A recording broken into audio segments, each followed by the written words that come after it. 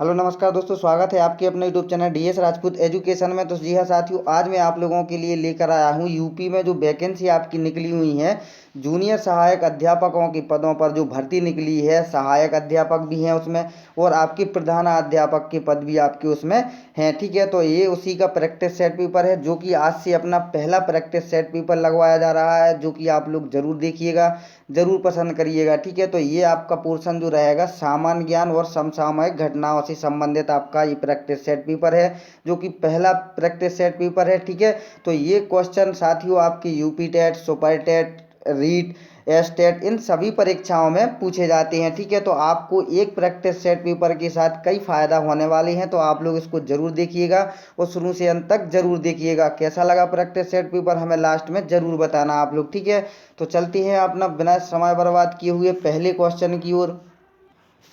तो जी हाँ दोस्तों, आप लोग पहला क्वेश्चन देखिएगा। अगर आपको इसका आंसर मालूम है तो आप लोग ज़रूर हमें कमेंट करके आंसर बताते चलिएगा। ठीक है, तो यहाँ पर देखते हैं, तुलुव जो राजवंश की स्थापना है वो किसने की थी? नरसा नायक ने, कृष्णदेव राय ने, अच्युत राय ने या फिर वीर नरसिंह ने? ठीक है, तो क्या हो जाएगा इसका राइट आंसर? तो आपको बताते चल रहा है। ठीक है, अगर आपको राइट आंसर मालूम है तो इसका आपको आंसर बता दें। जो तुलुव राजवंश की स्थापना की थी वो वीर नरसिंह जी ने की थी। ठीक है, तो चौथा जो विकल्प है आपका वो राइट हो जाएगा। ठीक है, जो तुलुव वंश था वो 1505 ईस्वी से आपका 1570 ईस्वी तक था। ठीक है, तो इसकी स्थापना की थी जो वो नरसा नायक के पुत्र किसने? वीर सिंह नरसिंह ने की थी। ठीक है, इतिहास में इसे द्वितीय बलापहार की संज्ञा दी गई थी। किसकी संज्ञा दी गई थी? बलापहार की संज्ञा दी गई थी। ठीक है, तो नेक्स्ट क्वेश्चन देखते हैं।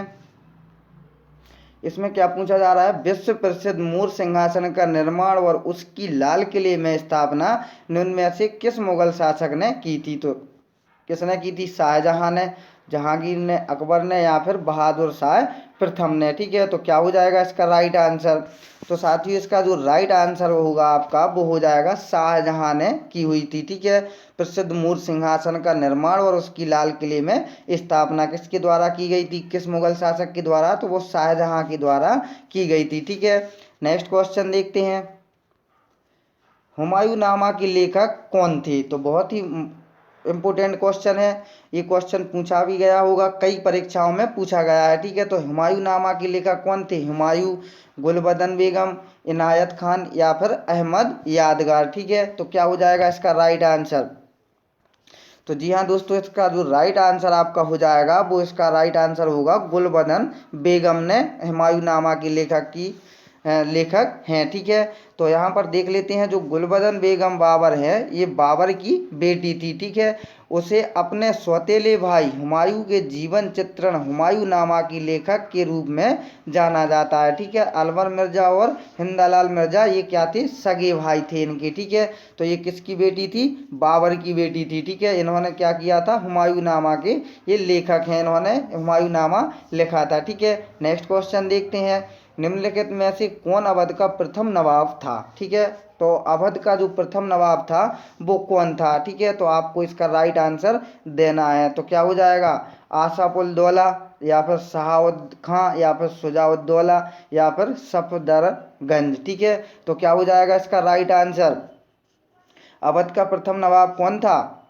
बताइए आप लोग इसका राइट आंसर। तो जी हाँ दोस्तों, अवध का जो प्रथम नवाब था वो शहाद खां थे। ठीक है, तो जो दूसरा विकल्प है आपका वो राइट हो जाएगा। ठीक है, तो अवध के जो प्रथम नवाब थे वो शहाद अली खान, जो कि कितने 1680 से 1739 तक। ठीक है, 1739 तक थे। ठीक है, अंतिम नवाब वाजिद अली शाह थे। ठीक है, तो प्रथम कौन थे? प्रथम थे आपके शहादत अली खान। ठीक है, और जो अंतिम थे वो कौन थे? वाजिद अली शाह। ठीक है, इनका कार्यकाल कितना था? 1680 से 1734। ठीक है, नेक्स्ट देखते हैं। निम्नलिखित में किसने 1857 के विद्रोह को दबाने के लिए अंग्रेजों को सहायता प्रदान नहीं की थी? तो ग्वालियर की सिंधिया, अवध की बेगम हजरत महल या फिर हैदराबाद की निजाम या फिर भोपाल की सिकंदर बेगम? तो क्या हो जाएगा इसका राइट आंसर? क्या पूछा गया है? 1857 का विद्रोह पहले तो आप लोग ये बताइएगा कहाँ से शुरू हुआ था? तो जी हाँ साथियों, जी बैरकपुर। ठीक है, बैरकपुर से शुरू हुआ था। ठीक है, आप लोग को इतना पता चल गया होगा। और कहाँ से था ये सहायता की थी अंग्रेज़ों को, तो दोस्तों ये थी सहायता जो की थी वो अवध की बेगम हजरत महल ने की हुई थी। ठीक है, ये लखनऊ में इस विद्रोह का प्रारंभ 30 मई 1857 को लखनऊ अवध की बेगम हजरत महल के नेतृत्व में हुआ था। ठीक है, नेक्स्ट देखते हैं, निम्नलिखित में से कौन एक भारतीय राष्ट्रीय आंदोलन में क्रांतिकारी नेता नहीं थे। क्या पूछा है, नहीं थे। चंद्रशेखर आजाद, सूर्य सेन, भगत सिंह या फिर गोपाल कृष्ण गोखले। तो क्या हो जाएगा इसका राइट आंसर। तो साथियों इसका जो राइट आंसर होगा कि भारतीय राष्ट्रीय आंदोलन में क्रांतिकारी नेता कौन नहीं थे। पहले आप लोग ये समझ लो कि कौन कौन थे। ठीक है, तो चंद्रशेखर जो आज़ाद थे ये भी भारतीय राष्ट्रीय आंदोलन के क्रांतिकारी नेता थे, सूरसेन भी थे आपके, और भगत सिंह भी थे। ठीक ठीक है, तो जो नहीं थे वो गोपाल कृष्ण गोखले आपके नहीं थे। ठीक है, तो गोपाल कृष्ण गोखले जो थे वो महात्मा गांधी के राजनीतिक गुरु थे। ठीक है, वह क्रांतिकारी नेता नहीं थे, जबकि अन्य सभी क्रांतिकारी नेता थे। ठीक है, तो जैसा कि मैंने आपको पहले ही बता दिया है। नेक्स्ट क्वेश्चन देखते हैं, यहाँ पर क्या पूछा जा रहा है, देश बंधु किसे कहा जाता था। तो देश बंधु किसे कहा जाता था, लाला लाजपत राय, बिपिन चंद्र पाल और चित्तरंजन दास या फिर भगत सिंह। तो क्या हो जाएगा इसका राइट आंसर, देश बंधु किसे कहा जाता था। तो साथियों देश बंधु जो कहा जाता था वो कहा जाता था चित्तरंजन दास को। ठीक है, जो तीसरा विकल्प आपका होगा वो राइट आपका हो जाएगा। ठीक है, तो देश बंधु जो चित्तरंजन दास को कहा जाता था। देश बंधु चित्तरंजन दास के जो गुरु थे वो सुभाष चंद्र बोस के राजनीतिक गुरु थे। ठीक है, ये चित्तरंजन दास कौन थे, सुभाष चंद्र बोस के राजनीतिक गुरु थे। ठीक है, तो नेक्स्ट क्वेश्चन देखते हैं।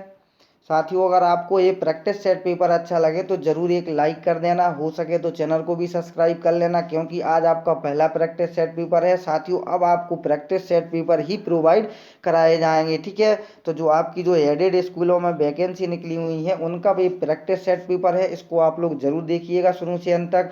अगर भी आपको प्रैक्टिस सेट पेपर अच्छा लगे तो आप लोग जरूर लाइक कर देना। इसी प्रकार से और भी वीडियो अगर देखना चाहते हैं तो चैनल को जरूर सब्सक्राइब कर लेना। सब्सक्राइब करना बिल्कुल मत भूलना, और साथ में जो बेल आइकन आएगा उसको भी जरूर प्रेस कर लें आप लोग। उससे क्या होगा, जैसे ही कोई प्रैक्टिस सेट पेपर लगवाया जाएगा उसका नोटिफिकेशन आपके लिए सबसे पहले मिल पाएगा। ठीक है, तो साथियों आप लोग, आशा करता हूं कि ज़रूर आप लोग बहुत अच्छी तैयारी कर रहे होंगे। तैयारी में आपका ये भी तैयारी के लिए ही है, आपकी तैयारी अपने हिसाब से है, लेकिन जो आपको तैयारी हमारे द्वारा कराई जा रही है ये आपको स्पेशली टीम के द्वारा बहुत महत्वपूर्ण क्वेश्चन आपको प्रोवाइड कराए जा रहे हैं, जिसको कि आप लोग जरूर देखिएगा और ज़रूर अपने दोस्तों के साथ भी इसको शेयर करिएगा। दोस्तों आपका इसमें कोई भी चार्ज नहीं लगता है, आपको निःशुल्क शिक्षा प्रदान की जाती है।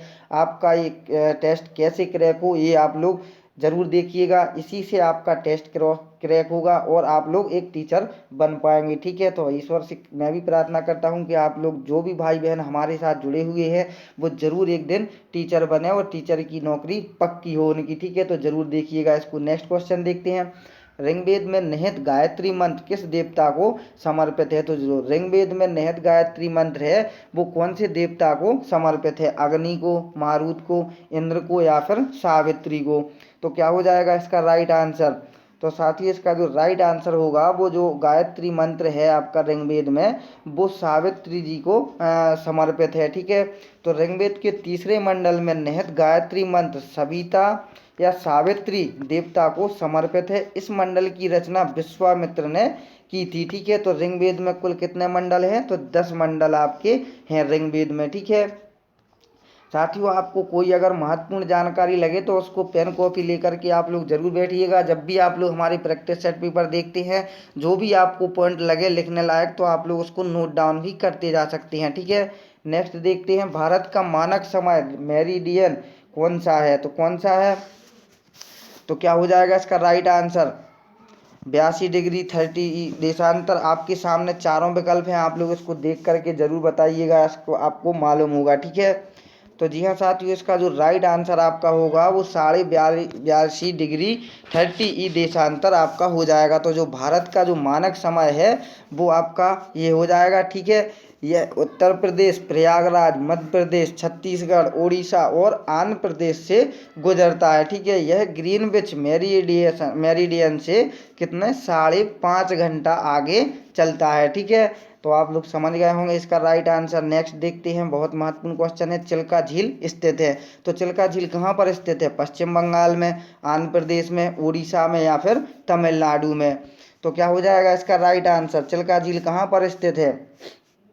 तो साथियों, जो चिल्का झील आपकी स्थित है ये है आपकी ओडिशा राज्य में। ठीक है, तो ये तीसरा जो विकल्प है आपका वो राइट हो जाएगा। ठीक है, नेक्स्ट देखते हैं, उकाई बांध भारत के निम्नलिखित में से किस राज्य में है? यह उस राज्य का दूसरा सबसे बड़ा बांध भी है। तो क्या है? गुजरात, तेलंगाना, उड़ीसा या फिर महाराष्ट्र। तो क्या हो जाएगा इसका राइट आंसर? तो उकाई बांध जो है वो दोस्तों गुजरात राज्य में स्थित है।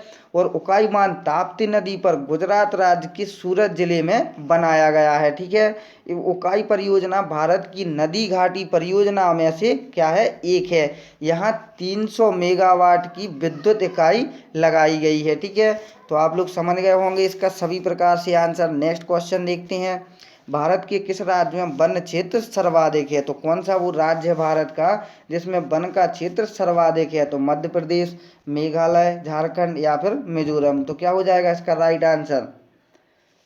तो साथियों, इसका जो राइट आंसर आपका होगा वो मध्य प्रदेश राज्य में वन क्षेत्र सर्वाधिक है। ठीक है, भारत वन रिपोर्ट 2017 के अनुसार जो सर्वाधिक वन क्षेत्र है वो मध्य प्रदेश में है। ठीक है, तो ये कितने किलोमीटर में फैला हुआ है? 77,414 किलोमीटर में स्क्वायर में फैला हुआ है, मीटर स्क्वायर में। ठीक है, जबकि प्रतिशतता की दृष्टि से लक्षद्वीप 90.33% सर्वाधिक वन क्षेत्र वाला राज्य या केंद्र शासित प्रदेश है। ठीक है, तो नेक्स्ट क्वेश्चन देखते हैं, निम्नलिखित में से किस फसल में उत्तर प्रदेश भारत में सबसे बड़ा उत्पादक नहीं है? तो क्या पूछा गया है? उत्तर प्रदेश भारत में सबसे बड़ा उत्पादक नहीं है। कौन सी फसल में नहीं है? आलू में, चावल में, गन्ना में या फिर गेहूं में। तो क्या हो जाएगा इसका राइट आंसर? तो साथियों, इसका जो राइट आंसर होगा वो हो जाएगा आपका चावल में। ठीक है, चावल में उत्तर प्रदेश भारत में सबसे बड़ा उत्पादक नहीं है। ठीक है, तो गेहूं, आलू और गन्ना के उत्पादन में उत्तर प्रदेश प्रथम स्थान रखता है और पंजाब एवं मध्य प्रदेश का द्वितीय एवं तृतीय स्थान है। ठीक है, और चावल के उत्पादन में कौन सा स्थान पहले स्थान पर है? तो पश्चिम बंगाल आपका प्रथम स्थान पर आता है। ठीक है, तो नेक्स्ट क्वेश्चन देखते हैं, यहाँ पर नेक्स्ट क्वेश्चन दिया हुआ है, भारतीय कपास अनुसंधान संस्थान कहाँ स्थित है? कपास अनुसंधान पूछा गया है, हैदराबाद में, नागपुर में, हरियाणा में या फिर पंजाब में। तो कहाँ पर स्थित हो जाएगा आपका?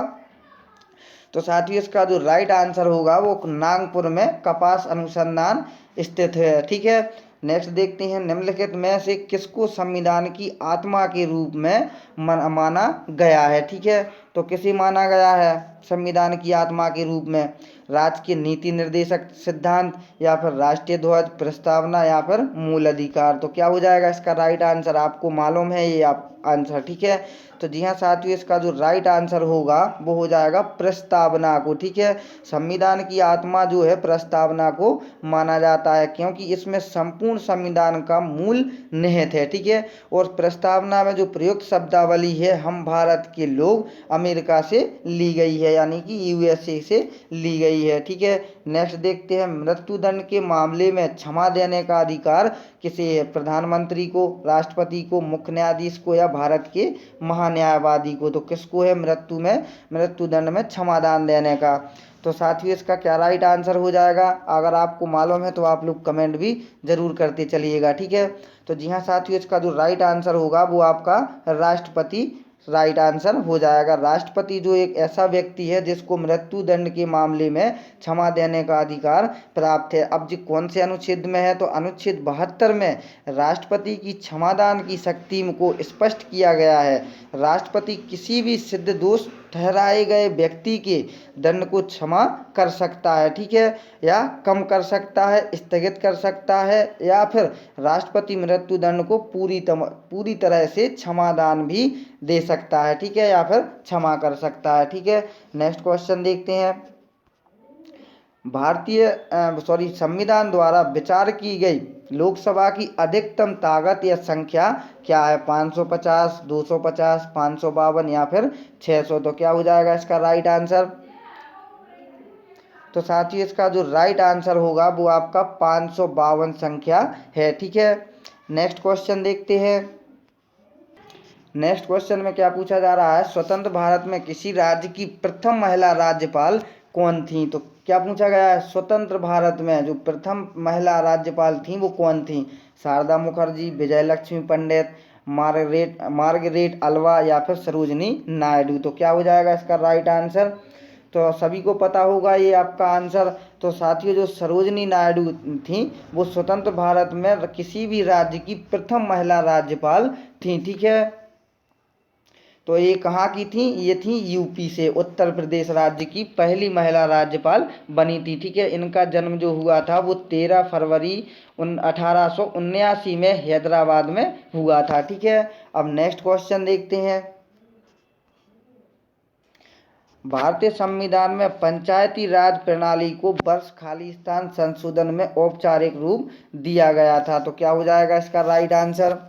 तो साथियों इसका जो राइट आंसर हो जाएगा आपका वो हो जाएगा 24 अप्रैल। ठीक है, अप्रैल 1993 में। ठीक है, और ये 73 में संविधान संशोधन में। तो कहाँ पर दिया हुआ है आपका ये राइट आंसर? और जो अधिनियम आपका था वो 1992 अधिनियम के तहत किया गया था। ठीक है, तो कहाँ पर दिया हुआ है आपका राइट आंसर? तो ये आपका चौथा विकल्प राइट हो जाएगा। ठीक है, नेक्स्ट क्वेश्चन देखते हैं। भारत में किसी राज्य की प्रथम महिला मुख्यमंत्री कौन थी? अभी आपको राज्यपाल पूछा गया था, अब आपको प्रथम महिला मुख्यमंत्री को बताना है। श्रीमती फातिमा बीवी, श्रीमती विजय लक्ष्मी पंडित, श्रीमती सुचेता कृपलानी या फिर श्रीमती दुर्गा बनर्जी। तो क्या हो जाएगा इसका राइट आंसर? तो जी हाँ साथियों, अगर आपको आंसर आता है तो आप लोग कमेंट जरूर करिएगा। तो जी हाँ ये राज्य की जो प्रथम महिला मुख्यमंत्री थी ये थी श्रीमती सुचेता कृपलानी। ठीक है, तो भारत की जो प्रथम महिला श्रीमती सुचेता कृपलानी थी ये भी उत्तर प्रदेश की ही थी। ठीक है, उत्तर प्रदेश की ही थी। ठीक, अब आपने दो चीज़ें देख ली हैं, एक तो राज्यपाल भी प्रथम थी तो वो कौन थी? सरोजनी नायडू, और जो महिला थी मुख्यमंत्री वो कौन थी? श्रीमती सुचेता कृपलानी। ठीक है, आयात निर्यात एग्जिम बैंक स्थापित हुआ था। तो जो आयात निर्यात एग्जिम बैंक है वो कब स्थापित हुआ था? 1981 में, 1982 में या फिर 1985 में या फिर 1989 में। तो क्या हो जाएगा इसका राइट आंसर? तो इसका जो राइट आंसर आपका हो जाएगा दोस्तों वो हो जाएगा आपका 1982 में। ठीक है, भारत में आयात तथा निर्यात को प्रोत्साहन करने के लिए जो इंडिया एक्ट है 1981, इसके तहत सरकार ने आयात निर्यात बैंक को वर्ष 1982 में स्थापित किया था। ठीक है, नेक्स्ट देखते हैं। भारत में कितने शहरों की आबादी 10 लाख से अधिक है? 43, 53, 63 या फिर 33। तो 10 लाख से अधिक कौन कौन से शहर हैं, कितने शहर हैं वो? ठीक है, तो इसका जो राइट आंसर आपका होगा वो क्या हो जाएगा? आपका दूसरा ऑप्शन आपका राइट हो जाएगा, 53 शहर आपके हो जाएंगे। ठीक है, जनगणना 2011 के अनुसार 10 लाख से जो अधिक जनसंख्या वाले शहर हैं वो कितने हैं? 53 हैं। ठीक है, जबकि 2001 में 35 शहर थे। ठीक है, अब आपसे यही क्वेश्चन पूछा जाएगा। तो नेक्स्ट क्वेश्चन देखते हैं। हृदय योजना का संबंध है, तो हृदय योजना का संबंध किससे है? मानव शरीर से, विज्ञान एवं प्रौद्योगिकी से, या डिजिटल टैलेंट से, या फिर राष्ट्रीय विरासत विकास से। तो क्या हो जाएगा इसका राइट आंसर? हृदय योजना का संबंध किससे हो जाएगा?